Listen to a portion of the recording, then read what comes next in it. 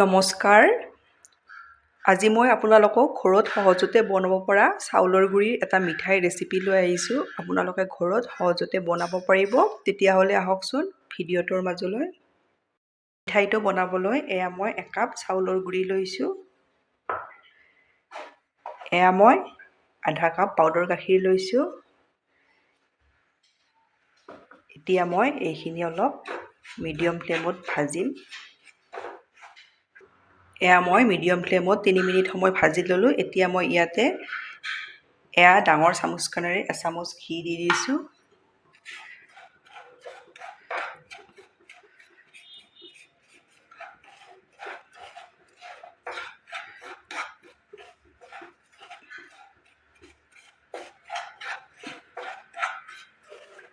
ঘিৰ লগতো মই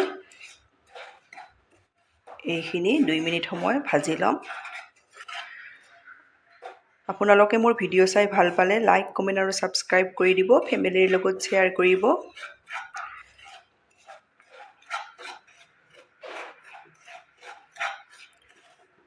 এতিয়া মই গেছৰ ফ্লেমটো মিডিয়ামৰ পৰা ল' কৰি দিছোঁ।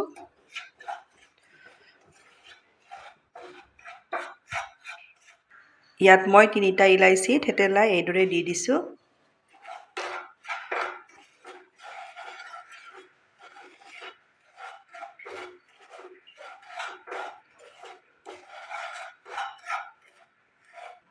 ইয়াতে মই আধা কাপ চেনি দি দিছোঁ। পিচি থৈ দিয়া চেনি দিলেও হ'ব, মিহি চেনিটো দি দিছোঁ।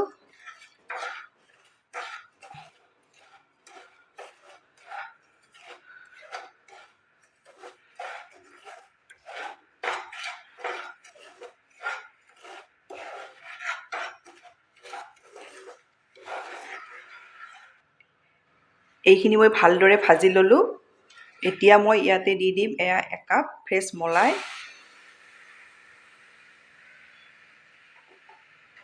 এতিয়া গোটেইখিনি মই ভালদৰে মিক্স কৰি ল'ম।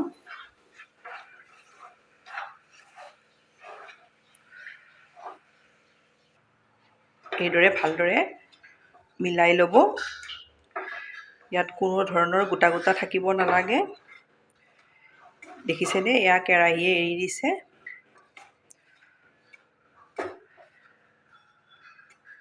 আপোনালোকৰ ওচৰত যদি মলাই নাথাকে তেতিয়া আপোনালোকে গাখীৰ 1 কাপ গাখীৰ উতলাই ডাঠ কৰি আধা কাপ কৰি ল'ব। এইদৰে বনালেও হৈ যাব। খুব সোৱাদ লগা এটা মিঠাই, আপোনালোকে এবাৰ ট্ৰাই কৰিবচোন। এইখিনি মোৰ ৰেডি হৈ গ'ল। এতিয়া মই নমাই ল'ম। এয়া মই নমাই ল'লোঁ। লৈও মই এইদৰে 1 মিনিটমান সময়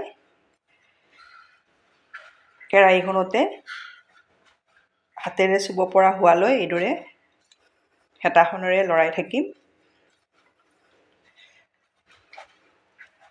এইদৰে এয়া হাতেৰে চুব পৰা ঠাণ্ডা হৈ গ'ল। এতিয়া মই মিঠাইৰ শ্বেপ দি যাম।